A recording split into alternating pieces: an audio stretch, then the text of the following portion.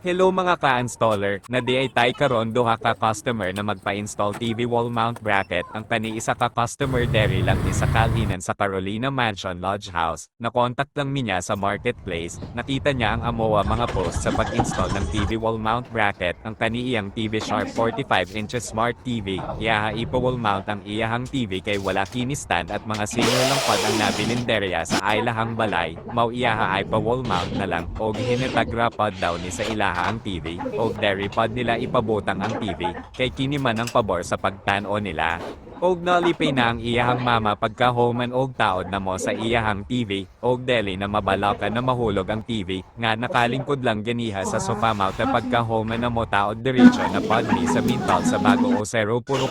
sina Lakeway Street, na ay gihatag na customer ang isa na po ka-amego na technician, deri sa Davao, na si JK Electronics ang isa sa pinakamaayo na technician, deri sa Davao. Kung naa mo mga TV na guba EPM lang ninyo siya, ang kanina TV na wall mount na mo isa ka TCL 65 inches, og ayon ni JK ang daot ani walay power, tapos nakatali lang daw ni, mau nagsuggest siya na ay pa wall mount na lang og kami ang iyahagi contact para mag wall ani, tapos ang gusto ni customer ibabaw lang daw ani mga cabinet mga isa ka danga lang daw ang distansya niya, og deri sa wall na portion nila ipabutang ang TV kay deri ang pabor nila sa pagtanaw nila, og ako na lang pod center ang TV sa wall frame para pantay sa wall tan-awon, og kauban di ay ang Aqua misis sa pag-install kay siya ang Aqua alalay sa pag-alsa ni TV, usahay taga-video siya sa Aqua, o sa katong gusto magpa-wall mount bracket, EPM lang ninyo kami, kung ilang inches at location, kung meron na bracket o wala para ma-estimate na mo ang cost of installation,